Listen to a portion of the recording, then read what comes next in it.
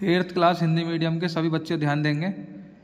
Exercise 9C का पहला question आप देखें। 9 सेंटीमीटर लंबाई का एक रेखाखंड PQ खींचिए और इसे 3 समान भागों में विभाजित कीजिए। प्रत्येक भाग की लंबाई मापिए। तो सबसे पहले आंसर में देखिए ध्यान से, हमने 9 सेंटीमीटर लंबाई का हमने जो है एक रेखाखंड खींचना है। इसको मानेंगे P और Q।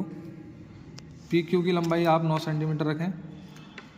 अब देखें रेखाखंड की कुल लंबाई कितनी दे रही 9 सेंटीमीटर, और इसे बराबर भागों में कितने बांटना है, 3 बराबर भागों में इसको हमें विभाजित करने की आवश्यकता है। तब प्रत्येक भाग की लंबाई निकालने के लिए हमें कुल लंबाई और कितने भाग इसको बनाने हैं वो हमें पता होना ज़रूरी है। तो प्रत्येक भाग की हमें लंबाई निकालनी है, सवाल में बोला है।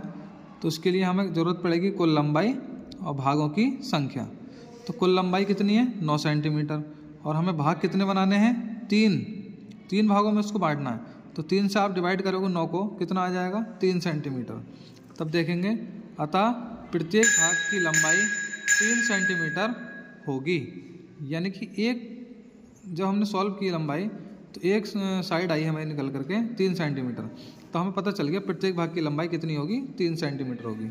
दूसरा क्वेश्चन भी इसी प्रकार है, बस 9 की जगह 9.5 सेंटीमीटर दे रखा है, और इसको जो है कितने भागों में डिवाइड करना है हमको, इसको 5 भागों में जो है इसको डिवाइड करना है। तो सेम पोजीशन वही रहेगी। रेखाखंड की कुल लंबाई 9.5 सेंटीमीटर है और इसे 5 बराबर भागों में विभाजित करने की आवश्यकता है। तब प्रत्येक भाग की लंबाई बराबर कुल लंबाई बटे भागों की संख्या।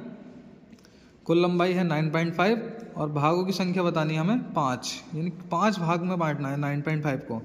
तो 5 से हम डिवाइड करेंगे, 5 एकम 5, पॉइंट लगाया, 4 बच्चा 45 हो गया, 5 नम 45, यानी कि 1.9 सेंटीमीटर। अतः प्रत्येक भाग की लंबाई निकल कर आकर के आ गई 1.9 सेंटीमीटर।